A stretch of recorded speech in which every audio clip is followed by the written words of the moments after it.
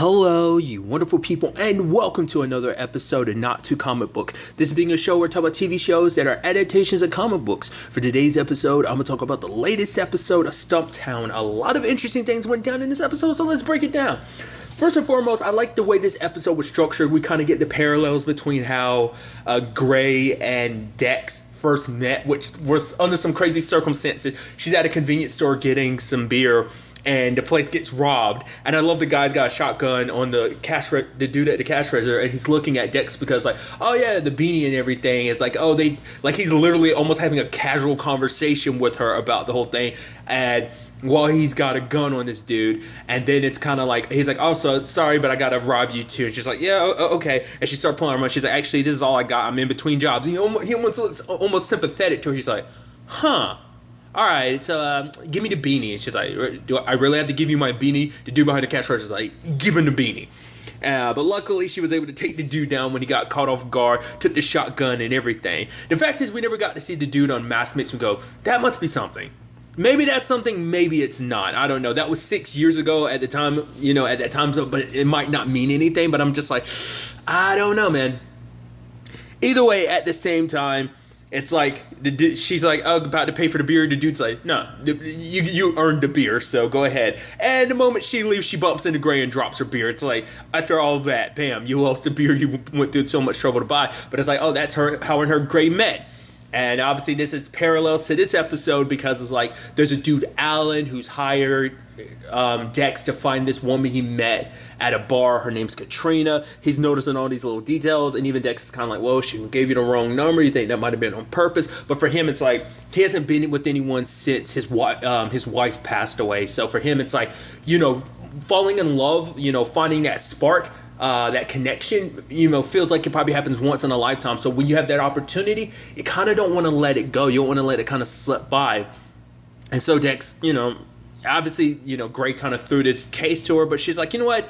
I'm going to take it. So she goes looking into this whole Katrina thing. And I love how sly Dex can be, because the fact of the matter is she's asking, well, for one, I love the fact that she pulls up in the car and valet's about to take it. And she's like, well, you got to do this, and then he's like, how about I just put it over there? And she's like, good call. And he's just literally like, when he looks at her car, is it kind of bouncing back and forth? It's actually kind of interesting because for one, Gray and Dex had a one-night stand. I wouldn't have actually thought something actually happened between them. It's kind of interesting to know that their past only goes that far back. I thought maybe they've known each other for a while, which they have, but I thought maybe longer.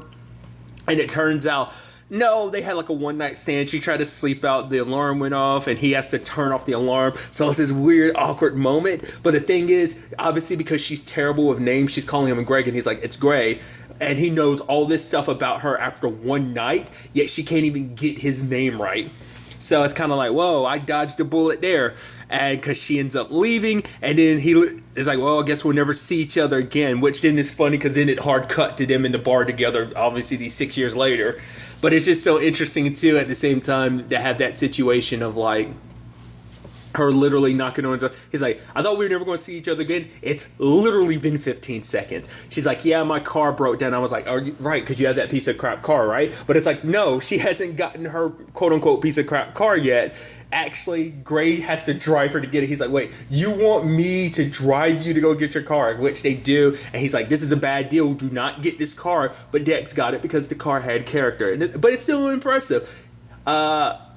It looked better back then, obviously. It's been through a lot, but it's been 6 years. I'm actually kind of surprised she's kept it. It's been a little janky since the beginning, but that jank is character, I guess, So I just think that was just kind of neat. It's just so interesting to see their relationship. And I'm skipping around, but I love that literally that entire relationship was built over the course of the 24 hours. And I like that we bounce back and forth in that. So regardless, kind of dealing with the whole, Katrina situation at that bar, and the way the bartender, she's like, yeah, I don't want to tell you about this woman because what if it turns out that you're some crazy psycho person that tracks her down and kills her, and basically she doesn't want it to be on her. And the manager shows up and everything. It's like, oh yeah, she kind of, Dex is pretty perceptive, so she's like, yeah, you guys don't have a liquor license, so I'm gonna mess with you. Be like, yeah, she served someone that was under the age, and someone without a liquor license, that'd be an issue. It's like, give the lady whatever information she needs, and season 1. So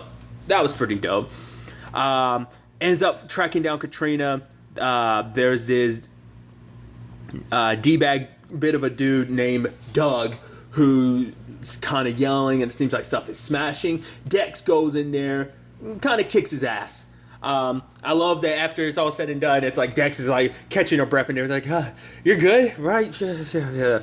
It's just, I don't know, because I think it's so interesting, because like when people typically have their heroic moment, they seem like they're like, are you okay? Like, but she's just a short of breath, because I mean, it's like any normal person would be. It's not, because it's like, I'm sure the line would be like, it's not like in the movies where it's like, oh, I had my super badass moment. It's like, I'm a regular person, I'm not some superhero, so, which is funny, once again, just the comparison, just because the whole her being Maria Hill in the MCU. Regardless, it's just neat.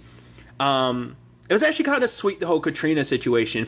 She feels like she's a bit of a screw up, and she's like, I didn't want to get Alan mixed up with, my life, so like, I knew I'd probably ruin things, so that's why I gave him the wrong number on purpose. Because she's like, do you ever feel like you're never good enough? Like you make a connection with someone that might be like the one, but you feel like you're not worthy of being with them? Which Dex can relate, because that's what actually happened with her and Gray. Like they had this, like seeing him with Ansel, seeing just how great and cool he is, learning so much about him too, which I'm thinking for Dex, that's something she hasn't really done since Benny, because there's been like probably a whole bunch of one night stands, because she just in general doesn't get close to people ever since the Benny situation. And so, Gray ends up telling her like, the fact of the matter, he's coming out of a 4-year relationship, and also the fact is he actually went to prison, which I was like, whoa, all right, you're a con. That's probably what he meant. Well, because he said his thing was grand theft was kind of his thing, and when the cops caught them, his partner said like, oh, we're riders for our car and drive, so. But he spent 18 months in prison. I was like, wow, would have never expected that from Gray. So that was kind of an interesting twist on his character. But even then, like, you could tell Dex was enjoying spending time with him. And then, like I said, seeing how good he was with Ansel. And then it's like, wait. He's like, so, maybe we should take this time tonight to have a proper dinner. And she starts drinking, because at the time she's like, kind of which is obviously back and forth, because like obviously in the present day she's like detoxing. It's kind of like a annual anniversary thing for them. It's like for like 3 or so days they detox. That's kind of his thing, but it's also hers. It's kind of like their little thing. But the moment like Gray asked her out, she's like, yeah, sure. And then she starts drinking, because like I said, she's scared. And it's like I said, the parallels with the whole Katrina thing, because for her, she didn't want things to get serious between her and Gray, because she was so scared, because the moment things get serious, she has a tendency in her mind to ruin things, because everything went down with Benny. They fell in love in high school and everything, but she ran away, got enlisted, and basically he ended up following after her. And, she still blames herself. Like, obviously, even to this day, that's still, obviously that was 6 years ago. Even to this day, she still blames herself for Benny's death. So, like, obviously, So for her, she didn't want their relationship to be anything. So he was like, all right, for now, we'll just be friends. As long as we never cross that line, it'll be okay, So that's where they are. But even so, Dex, you can tell, kind of feels it, and so does Gray, but to respect what she's going through, how she's feeling, like he doesn't want to cross that line, because he doesn't want to destroy what they have, and she doesn't want it either. So it's that both of them are like, they feel it, but they don't want to act upon it, because they're afraid of, she more so than anything is afraid of the fallout. And I think even Gray's worried that maybe she'll run away, if things do get too serious. So which that's kind of interesting in itself, because a dude named, was it Jack Feeney, shows up. I was like, this must be the partner that Gray was talking about back in the day. Maybe not. I don't know. That's what I was assuming. But he said him and Jack haven't seen each other in 10 years. But it could have been, yeah, because he said he was in like a 4-year relationship, plus it's been 6 years. So I'm thinking that's the same dude that he was referencing. But either way, side note, isn't that the actor who plays Dwight, or am I confused? I feel like that's the actor who plays Dwight from The Walking Dead, but I could be wrong. Regardless, but it was interesting. Like, obviously you could tell, like, Ansel had like a bad feeling about the dude from the beginning. But the moment Gray found out about it too, he was like, what? That's not. Like, he knew exactly who it was the moment Ansel mentioned the go-to. But it turns out both him and Gray supposed to be holding money for some dude named Kane. But basically, it's like, wait, why is Frank stopping by? Well, Frank's collecting money from Kane. Why the hell? What? Kane doesn't need the money. He's in jail for life. It's like, well, yeah, but it's still his money. So it's like, you have Gray being like, don't tell me you did something stupid with that money, Feeney. And it turns out it's like both of them each had $250,000. So half of his 500. Half a mil, and then it turns out like there's only 400 left on Feeney's side, and Gray spent all that money on the bar. But he's like, all right, it's profitable enough, I could pay it off in like installments. And it's like, you think Frank is gonna be okay with that? But for Gray, because like, you know, Feeney was like, yo, we can just run. All, you know, being a moving target is a lot easier. That's something Gray had said back in the day. But for Gray, he has too much here. He has this bar, but more so than anything, he has Ansel and he has Dex, and they mean the world to him. Like, he found something special and he's not willing to give up on it. So he's like, let me just talk to Frank. But obviously, like, you know, Feeney was like, nah, I'm out of here. So we'll get to that soon enough. But getting back to the case, you had the whole situation where Dex had reunited Alan and Katrina, and it's like, oh, it's almost kind of like in her mind, it's like, oh, this is too good to be true, almost like a happily ever after, almost like a fairy tale in this sense. But then it turns out, wait, the check bounced. So she looks into it, and it's like she goes to Alan's place and gets knocked out, wakes up. Well, she had called the cops and everything, but she kind of is in trouble because she broke in. She's like, but the door was open. It's like, but still. Like, obviously, Hoffman's trying to give her a little, like, of leeway, but obviously Cosgrove doesn't like Dex at all. And you even see kind of, like, the look on her face when she sees, like, Hoffman and Dex are kind of working together a little bit. It's like, because it's like, I don't want you to kind of ruin your own career on this woman. But, you know, Hoffman's kind of like, I got her under control until I don't. But the fact of the matter is, till then, let's see what she can do, because she's very, you know, she might be a bit of an amateur, but she's actually really good at what she does, you know, so... But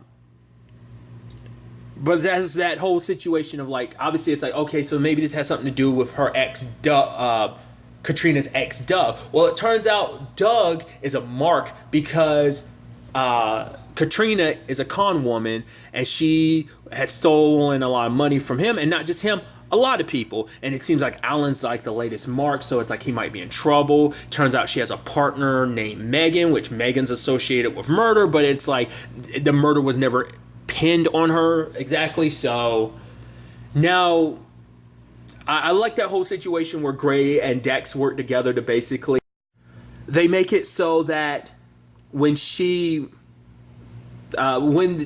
withdrawal is made from Alan's account, it goes to her phone, which I love. Gray being like, oh yeah, we did it. But you know, this is totally illegal. People who do that type of thing go to jail. And Dex is like, yeah, they do. And they totally deserve it, which is like, kind of put me in this awkward position and stuff like that. But, you know, she goes there and finds out, wait, it's Alan withdrawing the money. He's trying to save Katrina. And it's like, oh, by saving, like giving Megan this $50,000, I free up Katrina from whatever debt she owes, and now she can be free and we can be together. But for him, you know, he's in love and he's trying to save her. He's trying to, you know, legitimately be a knight in shining armor in this particular case. Like I said, like, he felt that connection. He wasn't trying to let it go. So I love that moment too, kind of that neat moment of him trying to, he's like, wait, here's your payment. Wait, the fact of the matter is she's expecting $15,000, so I'll be $1,000 short. I'll give this to you. Can I pay you tomorrow? It's like, it's just a little awkward exchange I really loved. But Dex ended up following him, and luckily she did, because if she didn't get there, Megan would have killed him. Megan's a bit of a psycho, because she's like, oh, what, you scared or something? I think she said that line exactly like, oh, what, are you scared? And she's got a smile on her face. She looks a little psychotic.